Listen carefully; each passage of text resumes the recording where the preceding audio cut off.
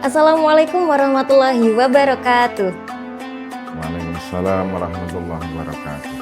Alhamdulillah, puji syukur kehadirat Allah Subhanahu wa taala, kita masih dapat berkumpul dan masih dapat kembali lagi dengan teman-teman dengan podcast Kementerian Agama Kabupaten Jepara. Semoga teman-teman selalu dalam keadaan sehat dan juga masih semangat dalam menjalankan ibadah puasa di hari yang ke-9 ini. Dan teman-teman, di hari Jumat yang spesial ini, kita akan datang lagi dengan episode yang spesial karena kita punya bintang tamu yang spesial juga. Kita telah hadir bersama dengan kita semua di sini, Bapak Kepala Sub Bagian Tata Usaha, Bapak Haji Badrudin SAG MH. Selamat datang, Bapak. Terima kasih. Sehat selalu ya, Pak. Alhamdulillah. Cuma rada lemes, Mbak. Aduh, karena puasanya puasa hari ke-9 ini teman-teman, masih 21 hari lagi. Tapi nggak apa-apa, karena ini kita artinya ada sesuatu yang harus ditingkatkan lagi ya Pak ya, meskipun kita lagi sama-sama gitu. Benar. Nah, oleh karena itu kita hari ini akan seperti apa Pak? Ini supaya kita bisa lebih semangat lagi dalam menjalani puasa. Mungkin teman-teman juga ada yang sedang bekerja udah mulai lemas, ada yang mungkin mulai persiapan mudik, mulai mengajukan cuti buat mudik. Nah, maka hari itu kita akan membahas sesuatu yang bisa menyemangati teman-teman ya Pak ya Pak ya. Insya Allah secara fisik kita boleh ada penurunan tenaga, tapi secara semangat di bulan Ramadan ini kita akan lebih semangat lagi karena setiap kegiatan, amalan, aktivitas yang kita lakukan semua akan dihitung oleh Allah sebagai ibadah dan pahalanya dilipat gandakan. Yang ini merupakan motivasi kepada kita semua. Eman kalau kita tidak manfaatkan waktu-waktu yang tersisa ini, tinggal berapa hari Mbak puasa? Kira 21 hari. 21, tinggal 21. Jadi kalau toh kita ada semboyan naumus shaim ibadah itu untuk kondisi-kondisi darurat. Kalau terjaganya kita nanti terjebak pada maksiat, ya tidurnya lebih baik. Tapi kalau terjaganya untuk kerja, pelayanan umat, tentunya itu lebih mulia, ya, Pak? Berlipat-lipat dan kemuliaan yang luar biasa. Nah, teman-teman, karena ini memang ruang lingkup Bapaknya, ruang lingkup Pak Badrudin di Kemenak ini. Jadi kita akan membahas soal pelayanan dan juga profesionalisme ASN ya Pak di Kementerian Agama. Dan ini khususnya dikaitkan dengan amalan-amalan di bulan Ramadan teman-teman. Gimana kita sebagai pegawai masih bisa melaksanakan ibadah dengan maksimal dan itu akan menjadi pelayanan yang maksimal juga ya Pak ya. Jadi gini Mbak Firda, Mbak Firda gini. Makanya pemerintah membuat jam kerja spesial. Jadi lagi-lagi spesial kita. Walaupun tidak pakai telur, spesial.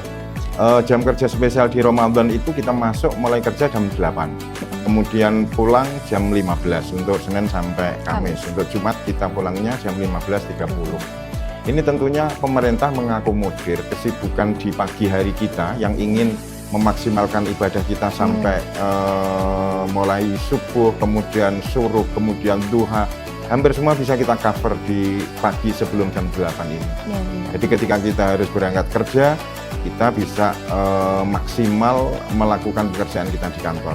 Tidak menggunakan waktu-waktu, walaupun itu Ramadan, mau nginput data bilang, wah saya masih tadarus, dan tidak ada lagi kayak gitu. Karena kita datang ke kantor, sepakat bahwa itu adalah untuk kerja dan pelayanan publik. Nah ini yang perlu kita ingat. Jadi saya selaku Kasubag TU Kantor Kementerian Agama Kabupaten Jepara sangat berharap bahwa momen Ramadan ini bukan momen yang menjadikan penurunan kualitas pelayanan. Tidak seperti itu. Justru karena seorang yang menjalankan ibadah puasa, shaimin shaimat itu menjadi pribadi-pribadi yang begitu detail menata waktunya. Sampai mengawali puasa, mengakhiri puasa itu harus pas, tidak boleh melebihi maupun sebelumnya. Nah ini tentunya memberikan pendidikan yang luar biasa, pembentukan karakter atau karakter building pada ASN kita, bahwa pribadi shaimin shaimat ini akan mengantarkan pada ASN yang disiplin waktu, kemudian produktif untuk menghasilkan karya, dan maksimal dalam memberikan pelayanan. Karena apa? Karena kita ingin tidak ada satupun aktivitas kita itu yang sia-sia. Semua yang kita lakukan adalah kebaikan, dan kita yakin setiap kebaikan akan dibalas kebaikan pula oleh Allah, Tuhan Yang Maha Esa. Ini mungkin prolog dari saya Mbak Firda. Jadi apalagi untuk teman-teman yang dalam tanda petik kemampuan ajaran Islamnya maksimal, yeah. Ini tidak ada alasan bahwa Ramadan itu menjadi momen kita bersantai-santai, tidak ada. Sebanyak apapun tenaga yang kita keluarkan, tidak ada sedikit pun yang tersia-siakan di hadapan Allah Subhanahu wa Ta'ala. Ini yang menjadi motivasi saya, dan minimalkan yang tidak berguna, karena Kanjeng Nabi pernah dawuh ya, Ghazairi ya, bahwa min husni islamil mar'i tarkuhu malayani. Jadi hadir di tempat podcast kita penyuluh dari yang berlatar belakang pondok pesantren Ghazairi. Makanya saya ketika mau baca hadis saya konfirmasi dengan beliau. Min husni islamil mar'i tarkuhu malayani. Jadi ada satu indikasi kebaikan seseorang itu dilihat dari bagaimana dia meninggalkan hal-hal yang tidak berguna. Nah ini kadang ngeles teman-teman Mbak Firda. Setiap saya jalan-jalan di ruangan itu kelihatannya semua pada mutolaah. Saya pikir mushaf yang dia baca di handphone. Ternyata ngeliatin drakor itu. Dracin sekarang ya Pak? Dracin ya. Itu kajiannya bagaimana nanti kalau ada waktu kita kaji bersama itu ya. Tapi yang pasti apakah itu masuk menyia-nyiakan waktu ataukah masuk sesuatu yang tidak ada manfaatnya? Kalau sesuatu yang tidak ada manfaatnya harus kita hindarkan. Karena apa? Karena min husni islamil mar'i tarkuhu malayani. Kalau kita ingin masuk kategori orang baik, dia harus meninggalkan yang tidak ada gunanya. Tapi saya sudah berusaha survei Mbak Firda. Teman-teman menjawab, Pak manfaatnya banyak Pak. Saya asalnya pusing jadi tidak. Nah ini kan juga bisa jadi jawabannya itu benar kan. Tapi konteksnya ketika itu dilakukan di jam kerja, apakah itu juga benar? Baik, gitu. Betul Mbak. Nah ini tadi sudah membicarakan soal dari jam kerja dan sebagainya nih Pak. Ini adalah kalau misalnya kita runtut dengan konsep-konsep di dalam Islam nih Pak, itu kayaknya masuk ke dalam bentuk implementasi ihsan ya Pak, yang di dalam dunia kerja. Karena kan kita bekerja sesuai. Jadi salah satu yang ingin kita wujudkan adalah ASN Kemenak yang mempunyai integritas yang tinggi. Lah, integritas ini erat hubungannya dengan karakter, sekali lagi ya, karakter. Karena aturan dibuat, tata tertib ditetapkan, ketika di hadapan orang-orang yang tidak berkarakter, toh akhirnya juga tidak ada manfaatnya itu. Oke. Makanya ada satu konsep, kalau Mbak Firda tadi menyebut ada ihsan. Jadi konsep ihsan inilah sebetulnya yang menjadi fondasi awal seorang muslim untuk layak jual dan menang bersaing di belantika dunia kekinian. Karena apa? Karena orang yang mengamalkan konsep ihsan ini pasti orang tersebut akan mempunyai etos kerja yang luar biasa. Baik itu dilihat oleh atasannya, baik itu direkam atau tidak, baik itu harus laporan atau tidak. Semua tidak dipermasalahkan. Karena apa? Yang ada di pikiran dia adalah bagaimana dia bisa menghasilkan sesuatu yang terbaik. Jadi makanya kalau kita ingat konsep ihsan ini Mbak Firda, itu kan tidak bisa lepas dari sebuah hadis yang menjadi hadis pokok ya. Jadi ketika Kanjeng Nabi didatangi oleh malaikat Jibril, kemudian dicek mulai apakah itu Islam, iman, dan yang selanjutnya kata malaikat Jibril, akhirni mal ihsan. Jadi itu bukan karena malaikat Jibril tidak paham tentang ihsan, tapi malaikat Jibril mau istilahnya memberikan penekanan kepada Kanjeng Nabi, apakah memang konsep ihsan yang dipahami Kanjeng Nabi itu sudah sesuai dengan wahyu yang diberikan oleh Allah. Maka di sini Kanjeng Nabi Muhammad menjawab, anta abudallah ka'annaka tarah.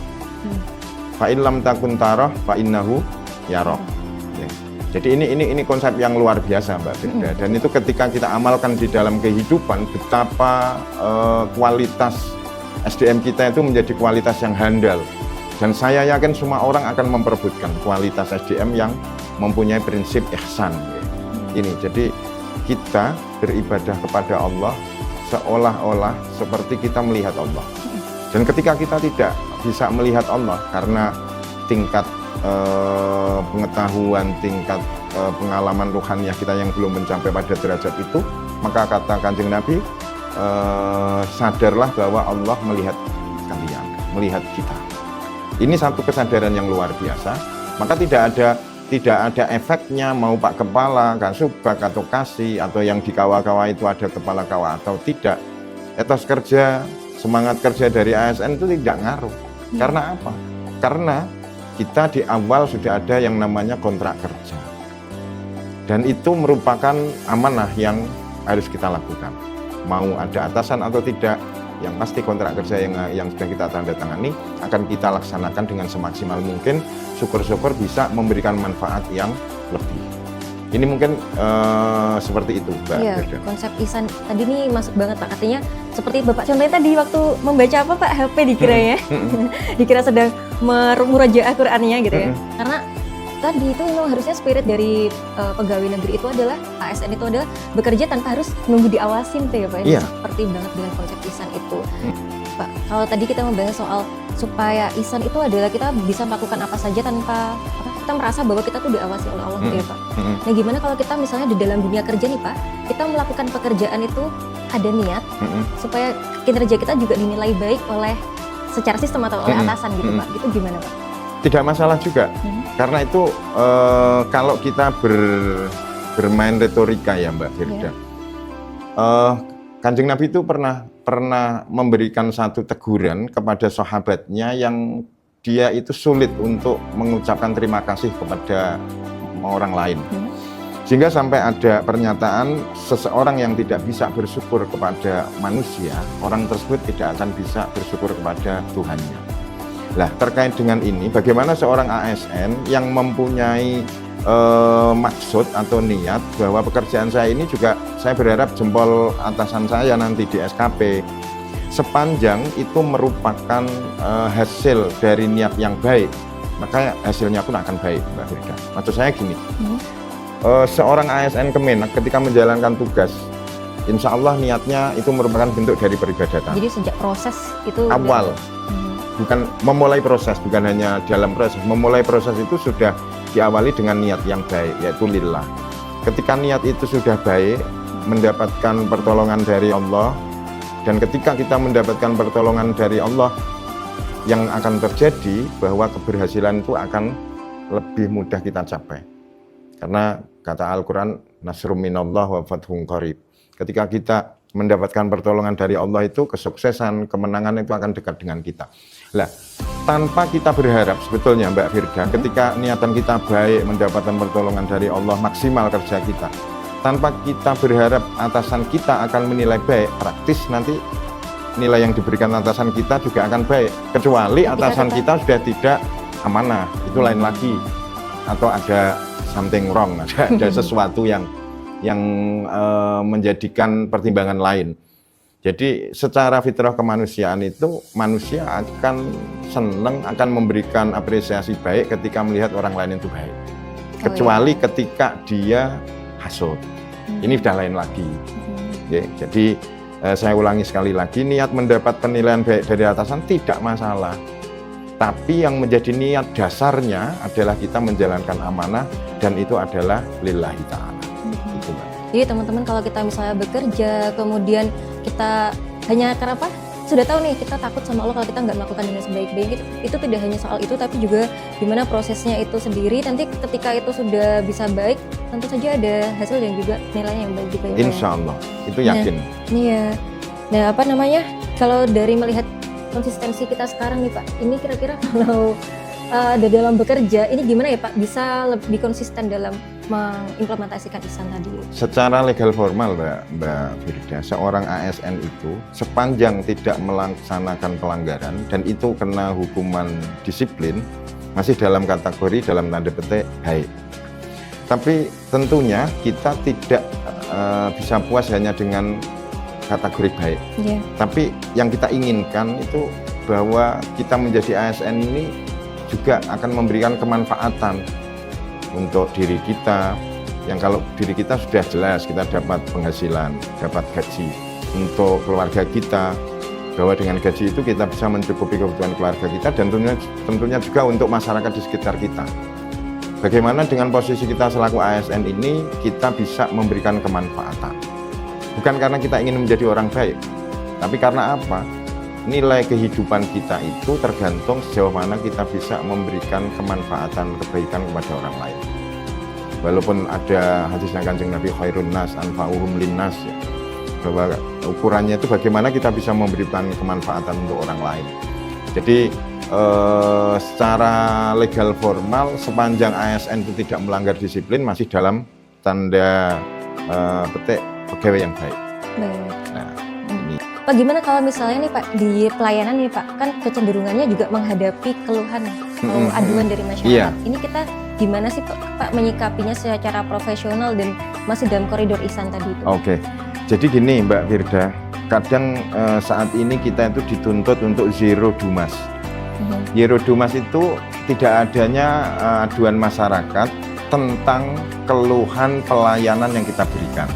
Kalau dumasnya itu memberikan apresiasi, silakan dumas terus, tidak masalah. Misalkan terima kasih Kementerian Agama telah membantu kami. Lah mau sehari dumas 100 kali malah saya seneng. Tapi ketika dumasnya itu adalah merupakan komplain atau ketidakpuasan terhadap layanan kita, ini yang menjadi repot.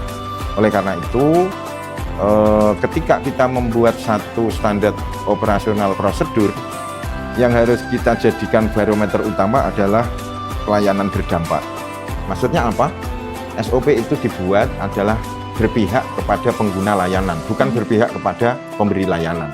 Maksudnya gini, kalau SOP itu dibuat berpihak pada pengguna layanan, yang terpikirkan oleh kita, bagaimana masyarakat senang, bagaimana masyarakat itu merasa puas, bagaimana masyarakat merasa mendapatkan pelayanan yang memuaskan. Tapi sebaliknya, bila SOP itu kita buat berdasarkan kepentingan pemberi layanan, ya kita bisa seharusnya satu hari jadi kita buat di SOP-nya, pelayanan ini membutuhkan waktu 2 kali hari kerja misalkan. Ini yang kadang repot Mbak Firda. Lah, uji dari efektivitas SOP itu ya di dumas itu. Jadi ketika tidak ada dumas, berarti SOP yang kita buat dengan standar pelayanan yang kita sampaikan kepada masyarakat, berarti sudah bisa membuat masyarakat merasa terlayani dengan baik. Kalau enggak, mungkin kita perlu merevisi SOP itu. Oh, ternyata waktu yang saya tawarkan ini ternyata diterima oleh masyarakat masih teramat lama. Wong seharusnya itu 60 menit kelar, kenapa kok sampai 2 jam kan itu. Nah, ini tentunya yang saya maksudkan bahwa konsep ihsan itu adalah berorientasi untuk mewujudkan kebaikan, kemaslahatan bersama. Jadi bagaimana nilai kemaslahatan itu bisa terwujud, itulah yang menjadi target capaian kita. Itu. Jadi itu kalau bisa kita lakukan, insya Allah dumas tidak akan ada Mbak Firda. Dan kita di kantor tuh tentu saja sudah berniat untuk memberikan pelayanan terbaik ya Pak. Meskipun tentu. Secara administratif kadang memaksa masyarakat untuk mengumpulkan berkasnya lebih banyak, sehingga ketika contoh di Firda di KUA sudah datang, Ibu berkasnya ada yang kurang kan, kasihan juga. Tapi gimana itu ya, untuk hal semacam itu Mbak Firda. Jadi bagaimana kita bisa memberikan satu pelayanan yang baik itu termasuk pilihan kata kita. Oke, jadi jangan sampai ada kesan bahwa masyarakat itu kita pingpong. Misalnya, Bu ini berkasnya kurang, pulang dulu, ambil nanti bawa ke sini lagi dan lain sebagainya. Nah ini kalau itu terjadi maka kesan kita mempingpong masyarakat itu ada, apalagi masyarakat yang memang tidak paham sistem. Oke. Kita bisa ngomong gini Mbak Firda, lah bagaimana saya bisa melayani wong berkasnya kurang kan gitu. Tapi masyarakat suruh pulang lagi, ini diterima itu sebagai bentuk apa itu kita patuh regulasi gitu. Iya. Jadi inilah seni di dalam memberikan pelayanan publik. Ada hal-hal yang ketika kita ansih melakukan peraturan itu juga tidak maksimal memberikan pelayanan. Jadi kadang kita juga harus membantu kalau memang bisa kita bantu. Satu contoh misalkan Mbak Firda, sekedar penataan urutan berkasnya itu tidak sesuai. Kenapa sih kita tidak berbaik hati? Ibu, saya tata dulu sesuai dengan checklist biar enak. Tapi ada juga teman yang ketika tidak sesuai dengan checklist dia nggak mau melayani. Silahkan tata berkas sesuai dengan ini Ibu, dia kembali pegang HP lagi. Nah ini yang rawan, yang rentan dumas itu pribadi-pribadi yang semacam itu. Kita bisa ngeles juga Mbak, itu kan kewajiban dari pengguna layanan. Kita kan yang menerima berkas. Oke, kayak gitu. Tapi ketika kita berpegang pada itu dan timbul ketidakpuasan masyarakat itu yang repot. Baik, wah ini pembelajaran yang sangat luar biasa banget sih teman-teman. Karena kan memang sebagai kasih pelayanan kita itu memang selalu dihadapkan dengan tantangan-tantangan seperti itu. Pak, kalau misalnya tantangan bekerja nih Pak, kadang kan ada rasa lelah, ada rasa bosan, gimana sih? Manusiawi aja Mbak Firda. Jangankan saya misalkan, saya sebagai Kasubag TU melihat teman-teman istirahat sepanjang itu masih normal, bukan ada rekayasa, itu kita tentunya juga akan memaklumi. Jangankan kita, Allah aja tidak pernah memaksa hambanya, walaupun itu ibadah fardu. Satu contoh real, ketika Allah menetapkan puasa, kutiba alaikumusiyam, itu berarti berlaku kullu mukallafin. Tapi ketika kondisi orang itu maridun aw ala safarin, ketika dia sakit atau dalam perjalanan, toh diperbolehkan oleh Allah untuk tidak puasa. Tapi tetap dalam koridor orang bertanggung jawab, yaitu apa? Mengganti puasanya di hari-hari lain di luar Ramadan. Nah, yang saya maksudkan begini, Mbak, kita misalkan memang sudah lelah, ya istirahat. Karena apa? Analisis beban kerja yang kita terapkan itu tidak mungkin overload. Makanya ada ABK, ada ANJAB, ada analisis beban kerja, ada analisis jabatan. Ini untuk memastikan bahwa pekerjaan yang ditanggung seorang ASN itu tidak overload. Muncul angka sekian, maka harus ditambah pegawai satu lagi. Nah, ini secara hitungan kapasitas kemampuan manusia sudah diperhitungkan. Tapi dalam kondisi tertentu, mungkin dia berangkat kerja dalam keadaan tidak begitu sehat. Itu ya rasa kemanusiaan yang bicara, Mbak Firda. Jadi kembalinya bagaimana dia bisa berkomunikasi, berkoordinasi dengan atasan dan teman-teman sejawatnya, itu yang menjadi hal yang begitu penting untuk menjaga kondusivitas di tempat kerja. Jadi saya sering ngomong, Mbak Firda, kepada teman-teman, kenyamanan tempat kerja itu adalah segalanya, karena hampir waktu kita itu habis di tempat kerja. Jadi sayang banget ketika ada ASN tidak nyaman di tempat kerjanya, dan ini hasilnya sangat merugikan. Bisa-bisa dia menjadi pribadi yang tidak sehat karena tidak nyaman, membuat metabolisme tidak lancar, sehingga jasad kita menjadi tidak sehat lagi. Maka saya bilang, bahkan seorang ASN dapat masalah di dalam menjalankan dinasnya, itu juga tidak jauh dari orang-orang di sekelilingnya, Mbak Firda. Jadi kalau kondisinya tempat kerja itu nyaman, akhirnya apa? Insya Allah setiap ada masalah bisa terselesaikan. Ada temannya lelah dan memang harus istirahat, teman yang lain mensupport pekerjaannya, kemudian membantu dan lain sebagainya. Ternyata konsep ihsan ini kalau diterapkan nggak cuma bermanfaat untuk diri sendiri, tapi juga pada sekitar. Jadi kebaikan dalam Islam itu limaslahatil ammah, Mbak. Jadi yang ingin diwujudkan itu kemaslahatan bersama, komunitas, komunal. Jadi Islam itu kenapa diturunkan di Jazirah Arab? Karena Allah melihat orang yang mempunyai karakter ego paling tinggi itu orang-orang Arab, Mbak Firda. Jadi makanya Islam diturunkan di sana. Nah, salah satu misi Islam itu adalah menghilangkan asabiyah, menghilangkan ego. Ini. Jadi kalau kebaikan dalam Islam itu saya pastikan limaslahatil ammah, untuk mewujudkan kebaikan bersama. Baik. Nah, kayaknya udah cukup ya Pak, kita bisa. Mungkin di akhir saya ingin memberikan closing statement lah, Mbak Firda, kepada teman-teman, bahwa kita ingin di bulan Ramadan ini menjadi start awal kita untuk membentuk karakter ASN Kementerian Agama yang berkualitas tentunya, dengan segala slogan, dengan segala kode etik yang ditentukan oleh Kementerian Agama. Tapi intinya ketika kita menjadi pribadi yang baik, semua insya Allah baik. Jadi dari pribadi yang baik ini maka akan terlahir hal-hal kebaikan. Dan itu startnya di Ramadan ini. Karena apa? Kita selalu merasa diawasi oleh Allah. Kita merasa bahwa kepatuhan kita itu karena kepahaman kita akan keagungan Allah. Al-khawfu lil jalil. Jadi kenapa kita takut kepada Allah? Karena kita paham betapa kita itu di hadapan Zat yang Maha Agung. yang kekuasaannya itu menguasai diri kita dan alam semesta. Ini yang pertama. Yang kedua, wal amalu bitanzil. Jadi amalan yang kita lakukan itu sesuai dengan yang diturunkan oleh Allah. Kalau ASN, berbuatlah sesuai dengan regulasi. Jangan sampai berani melanggar regulasi kalau ingin selamat. Kemudian yang selanjutnya bahwa semua yang kita lakukan itu adalah semata-mata untuk menggapai ridho dari Allah Subhanahu wa Ta'ala. Dan hanya dengan keridhaan inilah Allah akan menurunkan kasih sayangnya. Dan ketika semua ASN Kementerian Agama mendapatkan kasih sayang dari Allah, secara makro Kementerian Agama juga akan menjadi kementerian yang berkualitas di negeri kita. Itu mungkin closing statement dari saya. Dan intinya kita selalu berdoa bahwa kita mendapatkan keselamatan di Ramadan tahun ini. Amal kita di Ramadan ini juga diberi keselamatan oleh Allah.